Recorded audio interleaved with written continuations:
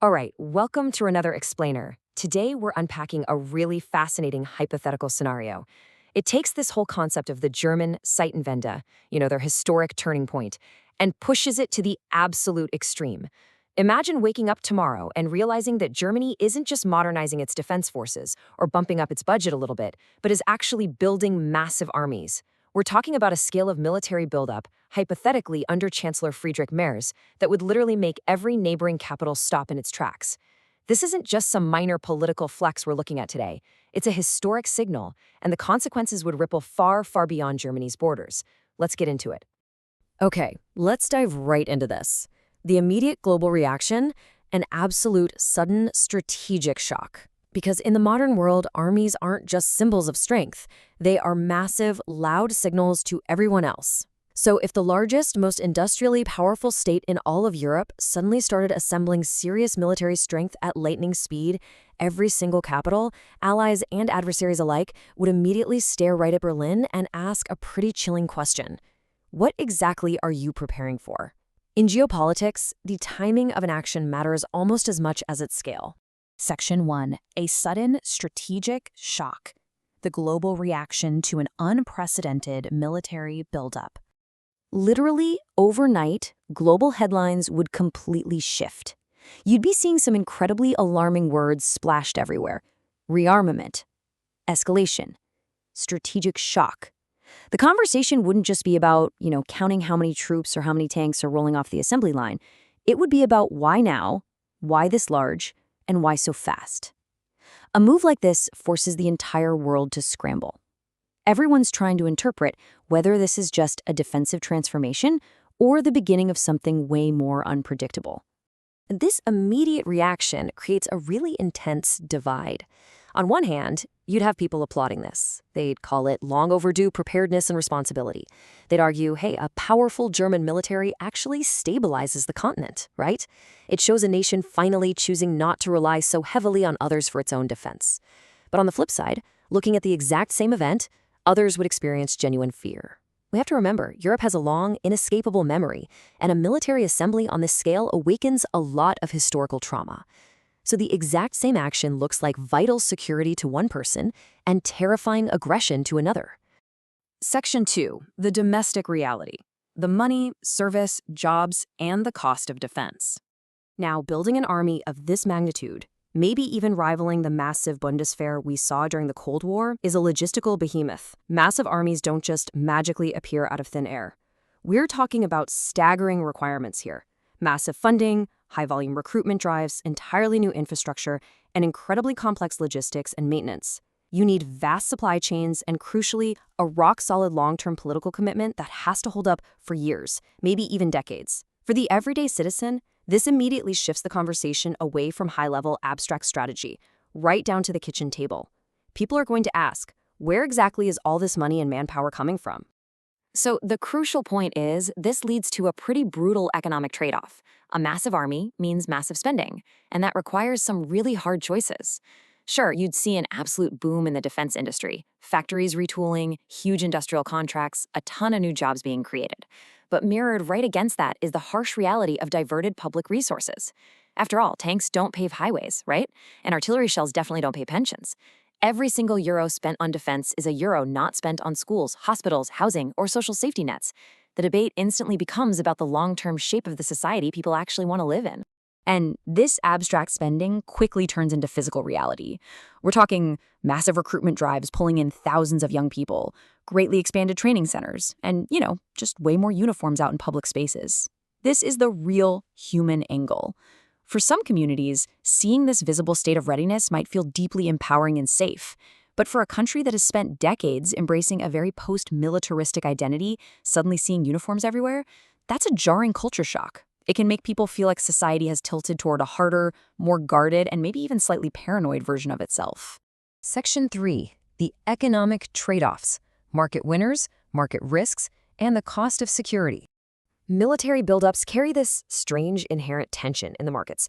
As you can see, you have your clear market winners, defense and advanced manufacturing. Sectors like logistics, metals, electronics, and especially high-tech fields like optics, software, AI, and cybersecurity would absolutely surge. But countering that, you'd see broader market nervousness. We're talking wobbling currency markets, shifting bonds, and growing fears of instability. It's a fascinating paradox, really. The buildup makes specific, targeted sectors incredibly strong, while simultaneously making the entire overarching financial system feel significantly less safe. History actually gives us a great precedent here. Defense spending historically drives some incredible civilian innovation. Just think about how military demands could accelerate artificial intelligence, drone tech, or material science. But the heavy counterweight here is that it drains national energy toward war readiness. The nation's skilled labor, its research focus, its industrial capacity, it all gets powerfully redirected toward the military. And that sparks this endless debate among economists and citizens about the true underlying cost of shifting the nation's focus like that. Section 4. NATO and Global Reactions. Navigating Alliances and Deep Historical Anxieties. This brings us to what is perhaps the most profound question on the minds of observers in Paris, Warsaw, London, and Washington. Is Germany building to defend Europe or to shape Europe? Because Germany sits at the very center of NATO's European architecture, its allies wouldn't necessarily panic right away, but they would absolutely demand extreme clarity. A military of this scale forces neighboring powers to figure out, is this just a temporary reaction to a specific threat, or is this the new normal for the continent's power dynamic? And this brilliantly illustrates the immediate diplomatic pressure points that would pop up. Allies would demand clarity on long-term goals. They'd be assessing if this move complements or completely alters NATO's internal balance. But the absolute most dangerous point here is the fear of triggering an unwanted arms race. Other countries might feel forced to drastically increase their own defense budgets just to keep up, right? Just to avoid being left behind in readiness. Suddenly, you've got this dangerous cycle where one nation's preparation becomes another nation's concern, escalating the temperature across the entire continent. Because of all those fears, the global reaction hinges entirely on messaging. The world watches what a country says just as closely as what it actually builds. If this buildup is paired with transparent, cooperative messaging that's clearly tied to collective European security, it might actually be welcomed. But if that exact same hardware is paired with vague, or nationalist, or overly dramatic rhetoric, the reaction would be fiercely defensive. In global politics, military scale eventually translates directly into diplomatic language. Section 5. The Psychology of Power. History, Perception, and the Emotional Landscape of Europe. There is this silent, unavoidable truth in geopolitics. Nations are not judged only by what they say.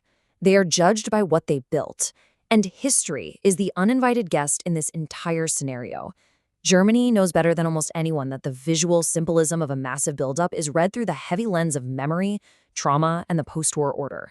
Even if the intentions are entirely defensive, building a massive army awakens questions that go way, way beyond any current policy debate. And this filters right down to the ordinary citizen. First, the mere visual language of militarization changes the public mood. It makes the world feel noticeably less safe. That unease quickly causes business confidence and travel patterns to shift. And before long, citizens begin looking for exits, building up reserves, making contingency plans. Families start discussing personal security in ways they haven't in generations. The mental shift to a more cautious, alert society can happen incredibly fast, fundamentally altering a nation's emotional landscape, even during peacetime. Ultimately, the long-term outcome over the years comes down to one core choice. Will this military power be used as a shield or as a lever? If it acts as a shield, a disciplined democratic force embedded securely within transparent alliances, it contributes to a safer Europe.